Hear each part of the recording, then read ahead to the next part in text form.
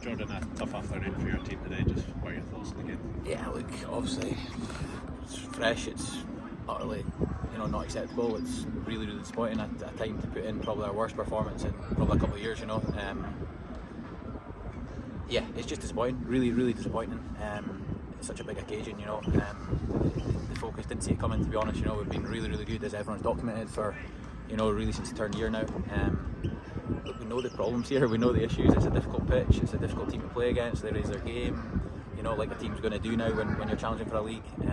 But we never dealt with it, physically, mentally, we never dealt with it. So look, it's a real off day. But look, we dust ourselves down, it's done. That's what you said to the boys, it's absolutely done. We'll look at it, we'll analyse it, we'll pick the bones out of it, and we'll go again from, good to be disappointed, got to be disappointed tomorrow, Monday, into Tuesday. But as soon as we're training together on Wednesday, there has to be a positivity and an energy about it. If anything, is it a bit of a reality check for your players? Maybe some of them coming into this game thinking that a win would just be coming, just going on the form that we've had. Yeah, I think you can't take any guarantees in this league, no matter who you're playing. But especially coming here, it's difficult. But no, I didn't see that coming at all. Like I said, the focus and the hunger, the concentration, everyone's been there. We've got players who have been there, done it. Players that played at the top level.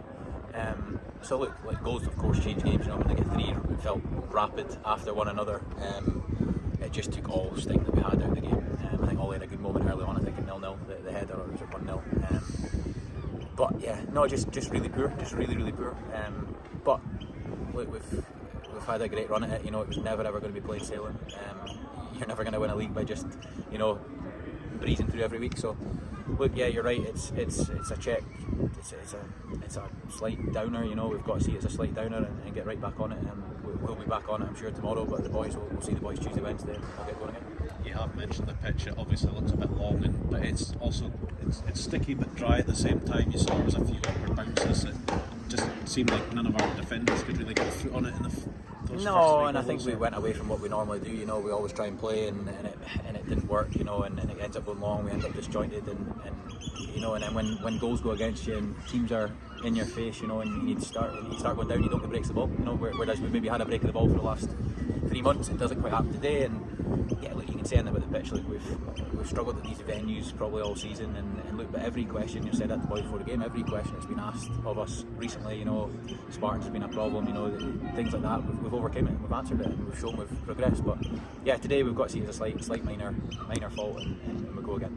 One or two grumps and groans for the fans at the full-time whistle there, but how important is it for you guys to get them back on your side next Saturday? 100%. Look, overall the season's been progression anyway. We're surpassed last season's points tally. We've strung together an unbeaten run there of 11 games in a league that's so difficult to do that in.